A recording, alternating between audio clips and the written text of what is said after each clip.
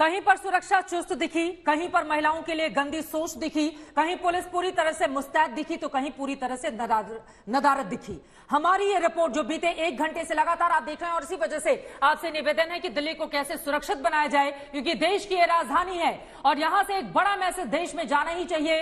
Hashtag Beti Bachao के जरिए आप अपने संदेश हम तक पहुंचा सकते हैं और उसको हम पहुंचाएंगे सरकार तक, पुलिस तक, प्रशासन तक। अनिशा, आपकी हमने रिपोर्ट देखी, एक बार फिर से वही सवाल, अब सबका वही एक्सपीरियंस था कि डर और दहशत का आलम था, लेकिन सबसे ज्यादा भयावह कहीं पर ऐसा लगा कि कुछ अनहोनी भी हो सकती है, इस वजह से इस खुद को सेफ रखना भी जरूरी है।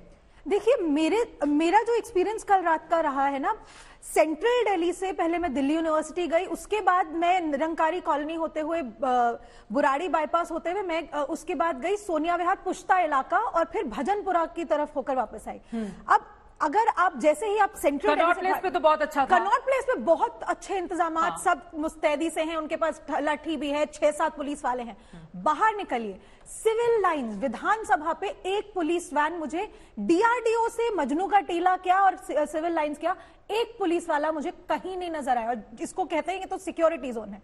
दिल्ली यूनिवर्सिटी में आधी स्ट्रीट लाइट्स बंद। उससे भी ज्यादा डरावना क्या, बुराड़ी क्रॉसिंग पे जो अभी हमने देखा कि पुलिस वाले तैनात हैं। क्यों तैनात हैं? क्योंकि वहां पर पिछले साल एक मर्डर हुआ है। बुराड़ी बाईपास पे मर्डर करके लाश फेंकी गई, इसलिए वहां पे अब पिकेट है। वजीरपुर फ्लाईओवर जो है, वहां भजनपुरा सोनिया जहां घटना होती है वहां की तैयारी होती है क्या? इस तरह की कोशिशें जहां घटना हुई वहां पे पिकेट है, लेकिन साथ में वही सोनिया विहार का पुश्ता इलाका देख लीजिए, वहां पर हर थोड़े कुछ महीने बाद कहीं चाकूबाजी की, कहीं कुछ चोरी चकारी की हमें जरूर खबर आती रहती है कि यहाँ कुछ हो गया जी। कुछ नहीं वहां पे। ठीक है, लेकिन आपसे मैं आगे ये भी सवाल पूछूंगी, बीते 10 सालों में निर्भया कांड से उठाकर देखें, अब तक ये मामला सामने आया है जो सभी को बेचैन कर रहा है, लेकिन इन 10 सालों में पुलिस के भीतर क्या एक तैयारी भी दिखी है? क्या एक बड़ा सुधार भी देखने को मिला है? क्योंकि इस तरह की घटनाएं जब सामने आती हैं तो पुलिस की कार्रवाई को लेकर बहुत सारे सवाल होते हैं, लेकिन 10 सालों में हमने ये भी देखा है कि एक बड़ी तैयारी भी पुलिस की ओर से जरूर की गई है। अनिशा, आप लगातार कवर करती हैं राजधानी दिल्ली को, इस सवाल के साथ मैं आऊंगी, लेकिन उसके पहले मयूर विहार लेकर चलते हैं अपने दर्शकों को। इलाके का रियलिटी चेक दिखाते हैं, हमारे संवाददाता अक्षता नंदगोपाल ने इस इलाके का लिया है जायजा, उनकी रिपोर्ट देखिए।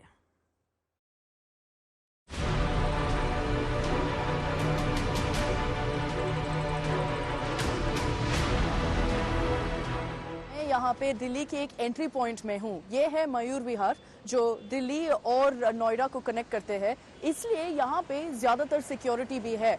जैसे मैं बात कर रही थी, अभी 12:30 बजा हो गया, लेकिन आप देख सकते हैं यहाँ पे कितना बैरिकेडिंग है, कितना सिक्योरिटी है और कांस्टेंट चेक्स भी हो रहा है। काफी डिप्लॉयमेंट है दिल्ली पुलिस का यहाँ पे इस जगह पे, और आप देख सकते हैं कि जितने भी ट्रक्स, गाड़ियां जा रहे हैं यहाँ पे, सब कुछ चेक कर रहे हैं, पर्सनली मॉनिटर कर रहे हैं।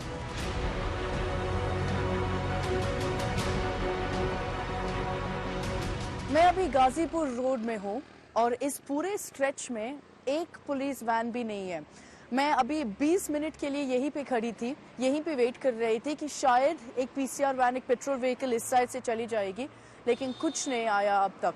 और जैसे मैं आधे घंटे से इस पूरे स्ट्रेच पे जा रही थी, अभी 1 बज रहा है और अब तक एक पुलिस व्हीकल या एक पेट्रोल वैन, पुलिस ऑफिशियल, किसी को मैंने नहीं देखी। ये तो है कि जब मैं यहाँ पे वेट कर रही थी, 2-3 गाड़ियां यहाँ पे जा रहे थे, रोक के देख रहे थे और जा रहे थे।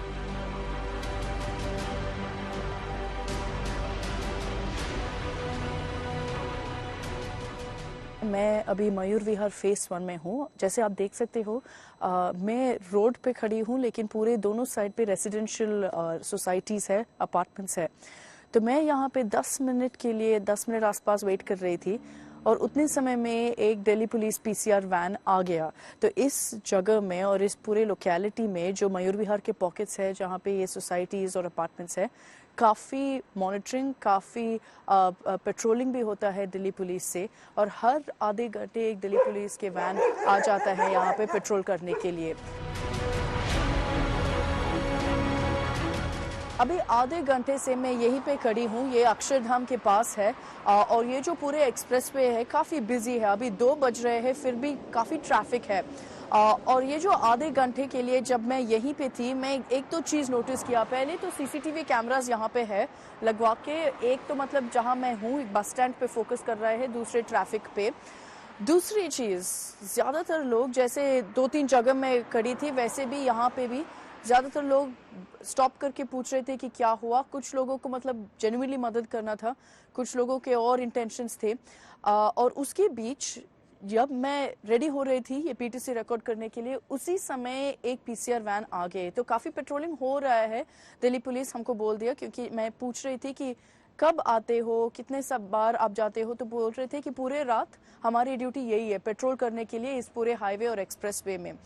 लेकिन ये एक इम्पॉर्टेंट पॉइंट है कि जो गाड़ी में आ रहे थे वो लोग, जो दिल्ली पुलिस आ रहे थे पेट्रोल वैन में, उसमें सायरन ऑन नहीं था, लाइट्स ऑन नहीं था। तो क्या वो भी एक इम्पॉर्टेंट हिस्सा है जब पेट्रोलिंग हो रहा है, ताकि लोगों को पता है, अलर्ट है कि हम कुछ नहीं कर सकते हैं क्योंकि दिल्ली पुलिस यहाँ पे है और पेट्रोल कर रहे हैं। नोएडा के बिल्कुल नजदीक है ये इलाका मयूर विहार, जहां से अक्षता की रिपोर्ट आप देख रहे थे। अक्षता चेन्नई की रहने वाली हैं, केरला में भी उनका समय काफी गुजरा है। 3 साल पहले वो दिल्ली आई और उसके बाद से लगातार इंडिया टुडे के साथ जुड़ी हुई हैं। अक्षता, चेन्नई से, केरला से अगर कंपेयर करें राजधानी दिल्ली को, किस तरह से यह हिस्सा अलग दिखा, और बीती रात सबसे डर का माहौल कहां पर लगा, और लगा कि नहीं दिल्ली पुलिस कामकाज कर रही है, सुरक्षित है? डर तो बिल्कुल लगा मेरे को चित्रा, जब मैं थी 3 घंटे के लिए, और मैं एक जर्नलिस्ट हूँ, मेरे पास कैमरा पर्सन थे, फिर भी मेरे को बहुत डर लगा। आप चेन्नई के बारे में बात कर रहे थे, केरला के बारे में बात कर रहे थे। जब मैं पहले दिल्ली आ रही थी तो मेरे पेरेंट्स ये बोल रहे थे कि दिल्ली में क्या सेफ है, ये निर्भया हुआ था, ज्यादातर रेप केसेस होता है, विमेन के लिए सेफ नहीं है। तो मैंने बोल दिया कि ठीक है, हमारे सेफ्टी हमारे हाथ में है, मैं देख लूंगी वैसे। लेकिन जब कल रात में निकली थी, इसके पहले मैं बोल दूंगी कि कभी अकेले ऐसे रोड पे नहीं खड़ी हुई हूं मैं पहले, तो ये एक नया एक्सपीरियंस जैसा था। और ये लगा कि शायद इसमें कुछ सच है कि दिल्ली अनसेफ है महिलाओं के लिए। चेन्नई में कभी ऐसा हुआ कि रात में अकेले खड़े? कभी नहीं ऐसा बिल्कुल हुआ। नहीं, मैं तो मतलब चेन्नई में इतने सालों से थी। और रात अंधेरे में जब मतलब कुछ पार्टी के लिए जाते हो, वापस जाते हो, कोई प्रॉब्लम नहीं है वहां मेरे को कुछ प्रॉब्लम नहीं लगा। ये शायद भी हो सकता है क्योंकि मैं लोकल हूँ, वहां पे थोड़ा सा कॉन्फिडेंस है, और यहाँ पे मैं थोड़ा सा मतलब लैंग्वेज का, ये सब का थोड़ा सा डिफरेंस है, तो इसलिए थोड़ा सा अजीब लगा और अनसेफ लगा। लेकिन ये जरूर था कि जितने समय के लिए मैं रोड पे थी, इतने लोग खड़े होकर मतलब देखते हैं, घूरते हैं, तो फिर आपको ऑब्वियसली अनसेफ। हाँ, मेरे को कुछ 2-3 लोग जो हेलमेट पहन के पूछ रहे थे, मेरे को कुछ उतना समझ नहीं आया कि क्या चाहिए। मैंने बस बोल दिया कि थैंक यू, कुछ नहीं चाहिए, और मतलब जाओ। क्या हेल्प करने के लिए कोशिश कर रहे थे या कुछ और के लिए, वो मेरे को समझ नहीं आया। लेकिन वो हमारे लिए एक प्रॉब्लम है कि अगर कुछ वेल इंटेंशनड आदमी भी आता है, आपको वो डाउट आता है कि क्या आप ट्रस्ट कर सकते हैं। वो ट्रस्ट फैक्टर इसलिए प्रॉब्लम है क्योंकि हम सबका एक ना एक कुछ एक्सपीरियंस हुआ है, मतलब दिल्ली में या जो भी सिटी में, और इसलिए वो ट्रस्ट डेफिसिट है। तो मतलब आप ये कह रही हैं कि चेन्नई के मुकाबले दिल्ली सेफ नहीं दिखा आपको? बिल्कुल नहीं। चेन्नई आपको ज्यादा सेफ नजर आता है? बिल्कुल नहीं। चेन्नई, बेंगलुरु, मुंबई, सब जगह में मैं देर मतलब रात में भी बाहर निकली हूँ और मेरे को कभी इतना अनसेफ और नहीं इनफैक्ट मुझे लगता है चित्रा, जब यहाँ पे अलग अलग स्टेट्स की बात हो रही है तो हम सभी रिपोर्टिंग के लिए जाते हैं। एक बार जल्दी से, अब श्वेता आप बिहार से हैं, एक एक करके जल्दी से अपने परिचय दे दीजिए। आप कहाँ से हो? मैं मध्य प्रदेश से। मध्य प्रदेश से। मैं कोलकाता से हूँ। बैंगलोर से। उत्तर प्रदेश। परिवार जम्मू कश्मीर, बट दिल्ली की कुड़ी हूँ मैं बिल्कुल, इसीलिए एकदम चेन्नई से।